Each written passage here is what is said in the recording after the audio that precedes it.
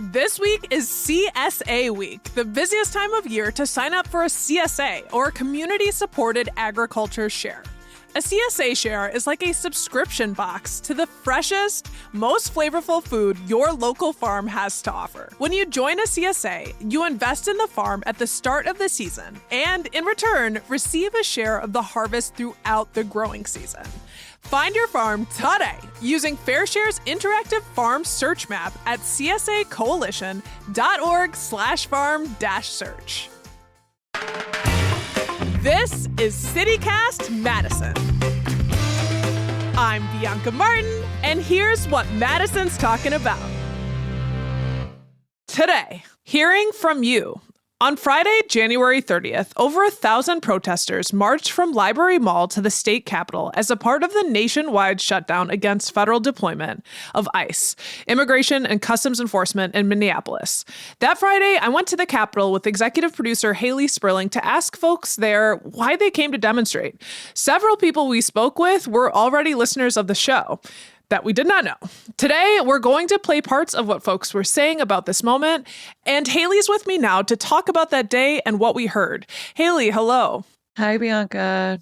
How's it going? It's going pretty well, considering this is a pretty tough topic, and we definitely, I think, are looking forward to sharing what we heard from folks. We can say that. There's a lot of community that we saw and a lot to get into.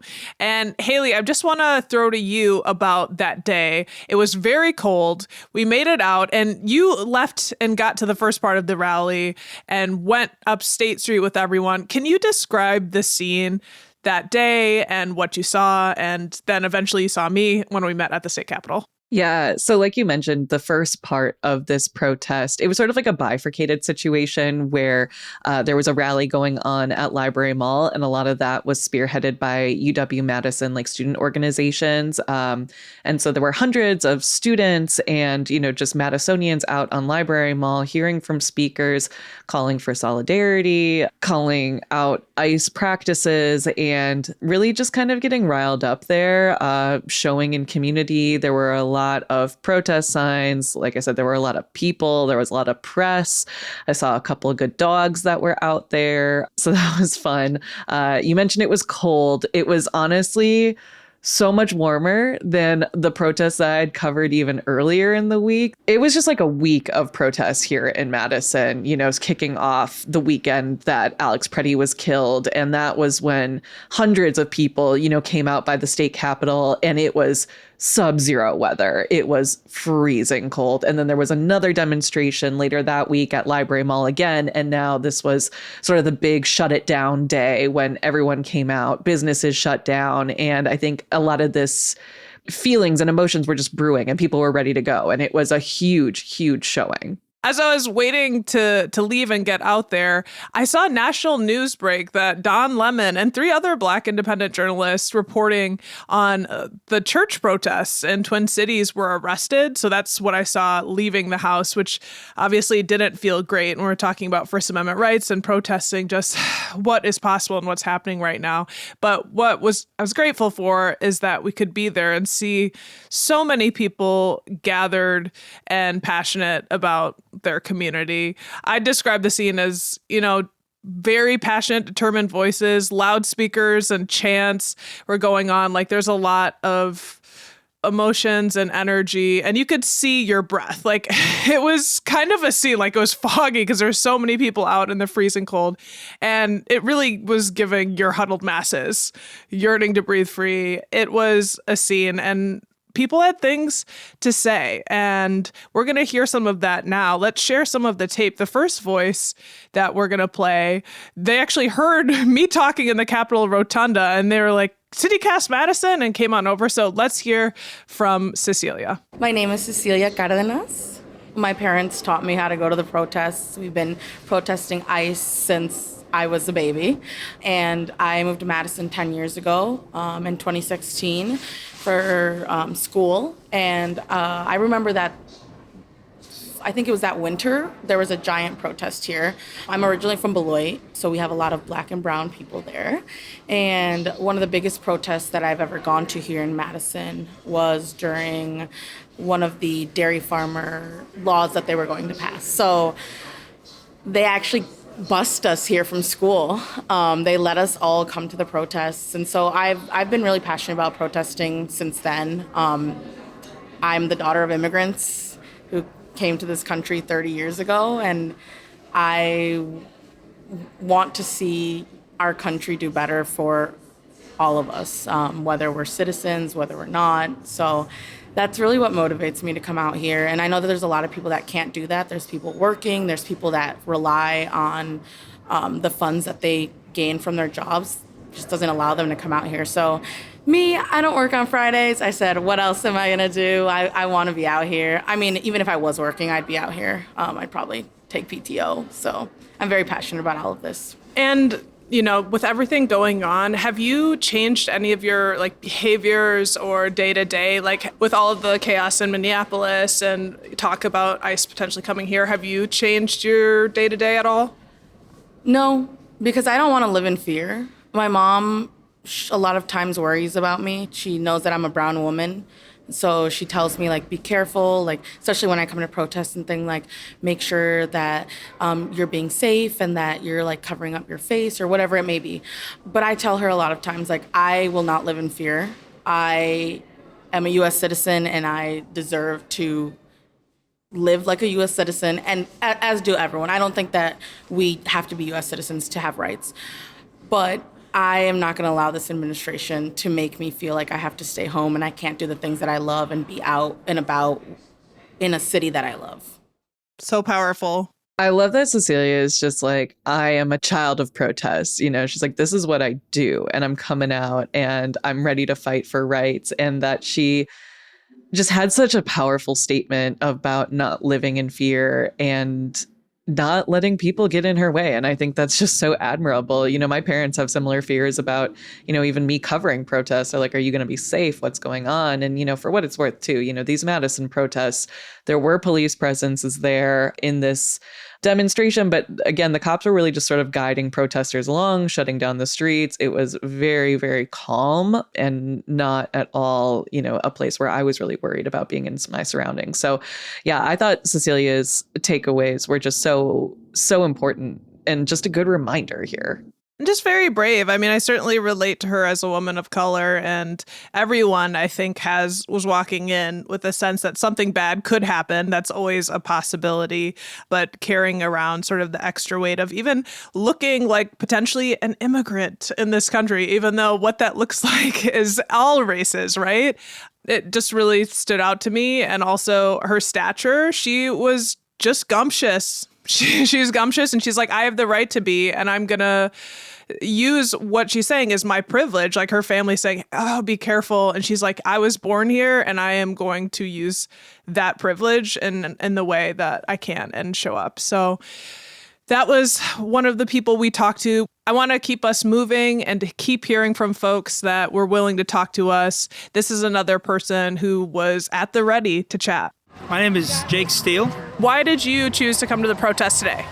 I was actually, when I was young, I was raised conservative, Republican, and I've done a full 180 off of that, so I've come all the way around, and I think Trump is a horrible person. Just the government in general, economics, people are struggling, including immigrants, including citizens, and then the biggest one, I almost forgot, oh my goodness, Renee Good, Alex Pretty, among many, many, many other immigrants who are being abused in concentration camps, really. They like to call them detention centers, but it's the same thing.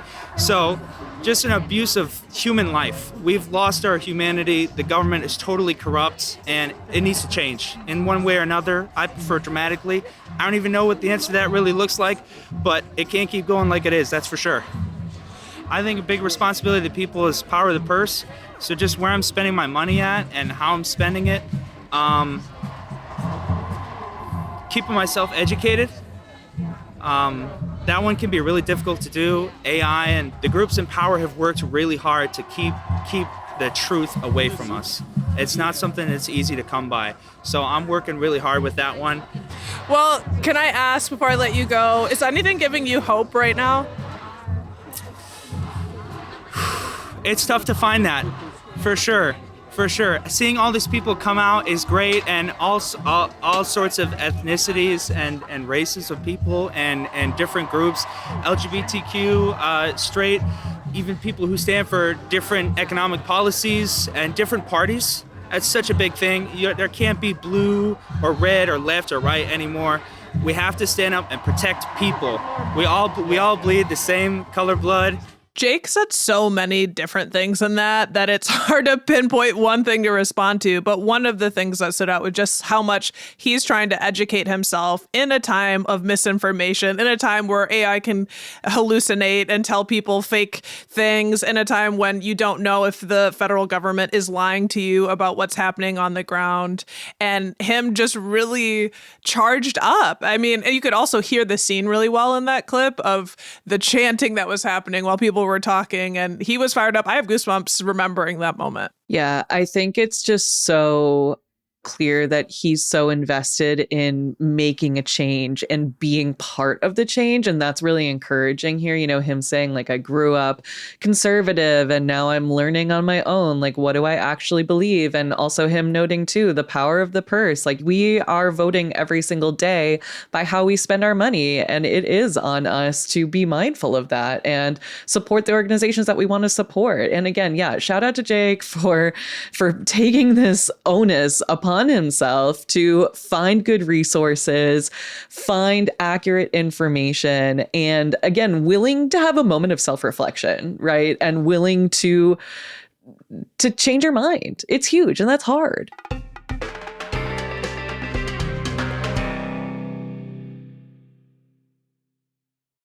Let's hear from another person that we talked to. My name is Becky Johnson. Do you want to tell me about your sign? We're not going back. My God, I feel like this has just been over and over and over again through the heartbreak of losing Kamala and then consistently seeing over and over and over again. We've seen this coming. We've seen this coming over and over. The warnings were there. It just seems like there's this constant ignorance in our faces, and the fact that we have to keep over and over and over again just reinstating this is wrong, we're still fighting, and we can't stop fighting. Everybody who's shown up today, everybody who's shown up for the previous protests, we have to keep going. We cannot stop because we cannot go back. We have worked so hard for the massive improvements that we've made, but there's so much work to do. And are you striking today? Did you leave your work? Like, what's your situation? I actually recently quit my job because of some pretty severe differences that just do not align with my beliefs and structures of inclusivity and making people feel safe. I don't really want to go into the full details of it all, but essentially there was a alignment with Christian white nationalism, and I said, that's not me, and I left. You're willing to put a lot of skin in the game. You're out here, it is so cold, and you're left your job for your values, you're living in your values. I want to ask, like, has your day-to-day, just with everything that's going on, changed at all? How are you feeling day-to-day, and, like, have you changed your behaviors at all with ICE's presence in Minneapolis and everything that's happening? Well, first of all, I think my biggest acknowledgement is that being able to quit my job is a massive privilege. It's a massive privilege, and that's not something that most people can do. I have the luxury of living with an incredibly supportive partner, and, you know, we have children. Being able to teach them and show them what it means to be in alignment with your neighborhood, with your community, showing them that there are some behaviors that are just wrong, that we won't stand for, and showing them the values that we hold are so important that we have to choose. We have to choose the values that are correct for this time in history right now. And I think it just pushes me further knowing that I can get involved. Oftentimes feeling overwhelmed with my own personal life, I can really see that there's so many things that I can get involved, and I need to put my personal shit aside for a second and be a part of this. And my last question for you is anything giving you hope? Oh my God, the people. All of the people, always. I love humans. I love humanity. I don't believe anybody who says that people are assholes or that none of this matters, that your voice doesn't matter. Everybody's voice matters, and this is going to show up over and over and over again. I absolutely believe that humans are what's going to make love come forward, without a doubt. I remember getting emotional listening to her speak because she just every ounce of her being was, you could see outraged, heartbroken, and also so convicted being there. And the sign, the "we're not going back" is calling to Kamala Harris and the Democratic Party and her slogan. But what it was making me think about is the song "Ain't Gonna Let Nobody Turn Me Round," which is like iconic civil rights movement freedom song that we've heard, playing in the Twin Cities, people singing it about. And it's basically like, I am going to be at this protest despite intimidation or the possibility of arrest or opposition. I will be here and stand my ground. And that sign really grabbed me. I think you called it out really well before we even played the clip, just people putting more skin in the game, right? She was so clear in her convictions where she said, I'm not going to work at this job anymore because it does not align with my values. People really making huge life changes and huge life decisions based off of their beliefs and their standards. And I think that's huge and really powerful and empowering. And also, again, her being able to recognize the privilege that comes with those decisions, because like you said, Bianca, this was a day of strike. This was a day that dozens of Madison businesses were closed. Others, in the meantime, stayed open because it's hard for small businesses to close, but a lot of them donated profits or profit shares to local immigrant funds or Minneapolis-based nonprofits. And so, yeah, I think this really was just a really great example of someone stepping into their own beliefs and being ready to speak about their convictions. I think that was kind of a theme that we had seen sort of throughout our conversations here. And speaking for children, like, I'm a parent. If we turn around, who is going to be the benefactor of our choices? And that was really clear. And Haley, you got a lot of great photos there that we posted on our Instagram if folks want to go check those out. And you captured a lot of the different signs. There's always a lot of, imaginative, thoughtful signs. Can you talk about any that stood out to you in particular? Yeah. And again, I would definitely recommend people go check out our Instagram at CityCast Madison if you want to see the photos. I love protest signs, so this is something that is just sort of like a passion project of mine as well. But, at these rallies, you'll see sort of things that are repeated across the board. And one of those signs was the blue bunny rabbit hat of Liam Ramos. That sort of became this like symbol of, I guess, compassion and rallying for peace. The young boy who was detained right in Minneapolis and was reported to basically have been used like as a lure to get his father or his family to come out, and then was sent to Texas. Yeah, which since then they have returned home to the Twin Cities. But yeah, that story spread. Yeah, 5 years old, absolutely tragic. But one of the other signs that really stuck out to me too was when we were walking towards the Capitol, this woman's holding up this sign that says, quote, "Somewhere in an attic, a little girl is writing about ICE." A reference to Anne Frank. A lot of Holocaust references here. As a Jewish woman, like, I grew up studying this very intently. And so this one hit me pretty hard. A lot of people are making that sort of Gestapo comparison, the slave catcher comparison, like the call is coming from inside the house. They've always been here. But it really is thinking about how people are not leaving their homes in the Twin Cities, how I've seen news reports say in certain schools up to 40% of kids are not showing up to class out of fear of ICE raids. And that's terrifying to me. And I think this protest sign really sort of encapsulated that. That photo and that sign, I have been thinking about it ever since I've seen it, honestly. somewhere in an attic, a little girl is writing about ICE in the past few days. It just keeps coming back to me.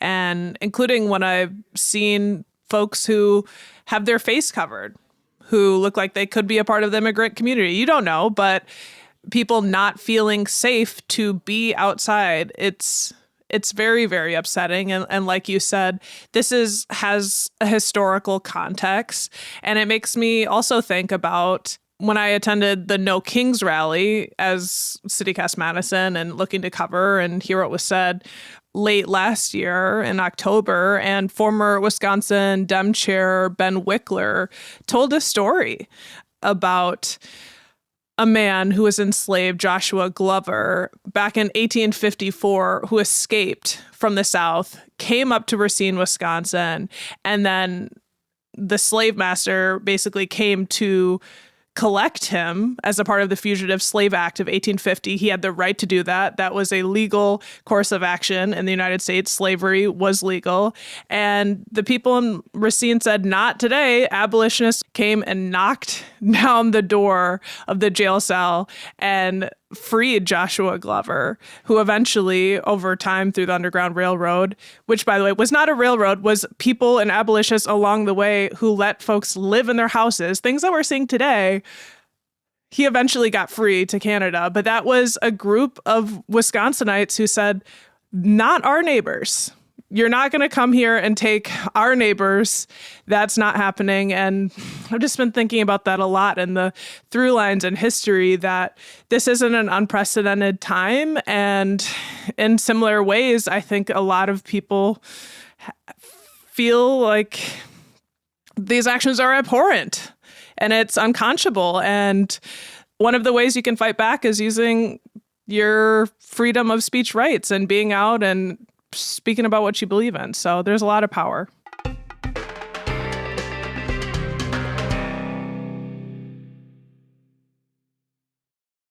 I've been thinking a lot recently about what is the purpose of a protest and what are we accomplishing here? And I have felt kind of nihilistic about it all, if we're being honest. You know, like Madison, we love to say Madison loves a good protest. We're out protesting about just about anything. And, you know, in my mind, I'm like, well, what are we accomplishing here? But I think it really was at this demonstration that I started truly to feel the difference that it makes, the difference that being in community and just being around so many people who are fighting for the same cause really has. It is about the impact. It is about the show of togetherness. It is about being with each other. And I know this is something that hit me really hard too when we hear our last clip as well, because Madison is a bubble in many ways. And there are a lot of different parts of our state that don't feel the same way. Well, let's hear our next clip.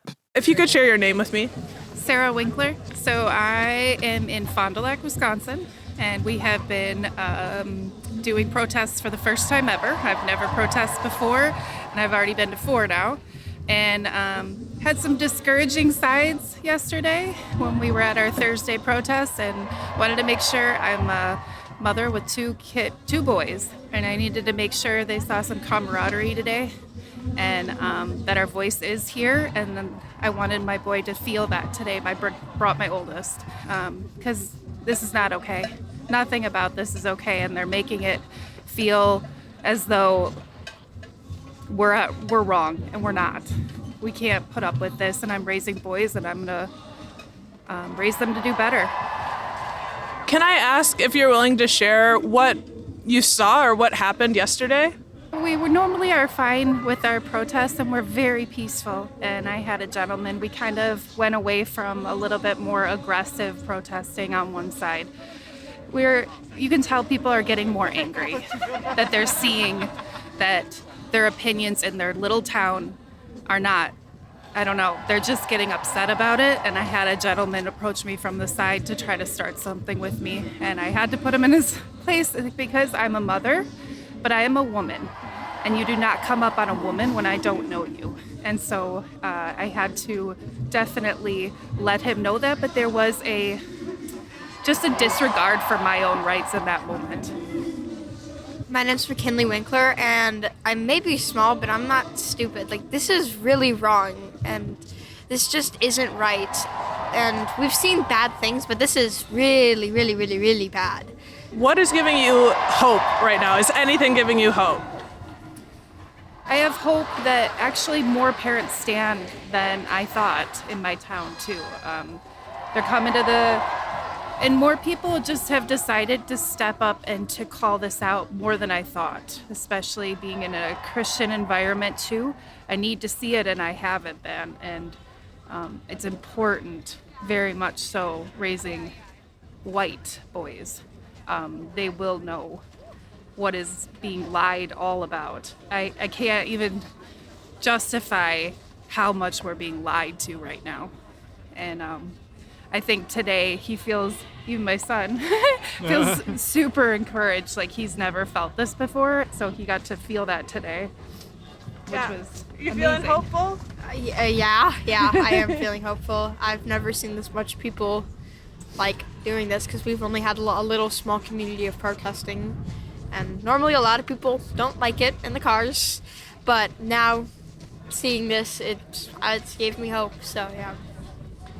This is, I think, the interview that really sort of knocked the nihilism out of me, and just sort of grounded me again in realizing that what we do, what people do in general does matter. This was one that, like, I'm not going to lie, I got emotional in this interview, hearing McKinley talk and just knowing that maybe this is his first experience being in such a large group of people who believe the same things that he does, and like how powerful that is and how important that is. Like, I was crying. I'm crying again talking about it. Like, it's just, there is power in this. Again, like I said, I think I take for granted living in this Madison bubble a lot, because you hear from Sarah and McKinley up in Fond du Lac, like, this is not the response that they get when they go out and protest for their rights and that of humanity. So I'm really heartened by the fact that Sarah really wanted to make a point for her children here, right? And say that I'm raising 2 white boys and they are going to know the struggles of others. They are going to help others in hopes that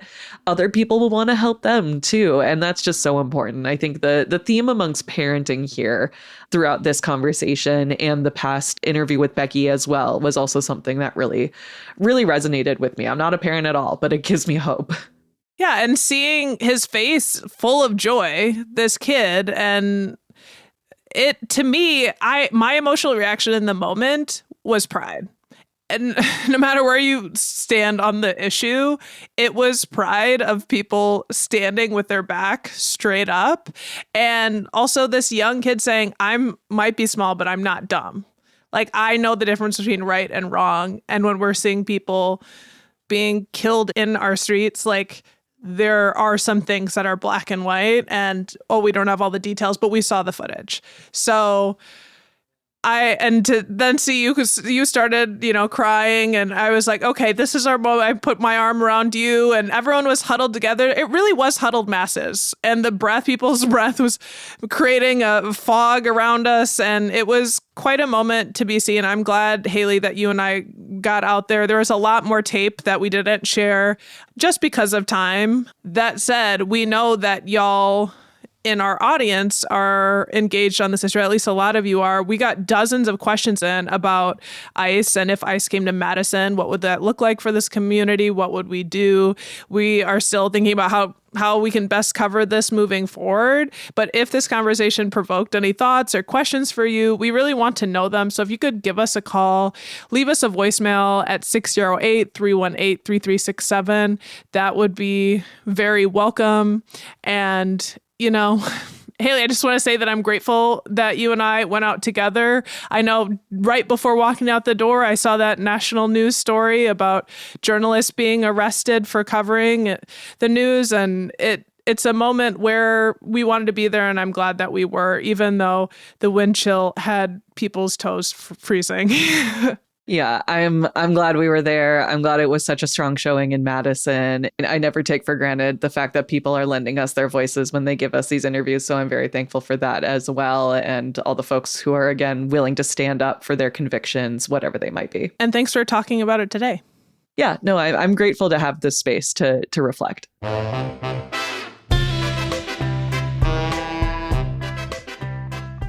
That's all for today here on CityCast Madison. I'm your host, Bianca Martin. Don't forget, you can support the show and get great perks by becoming a CityCast Madison neighbor at membership.citycast.fm. And if you found today's show useful, why not share this episode with someone who cares about their neighbors? Alrighty, we'll be back tomorrow morning with more stories from around the city. Until then, take good care and thanks for listening.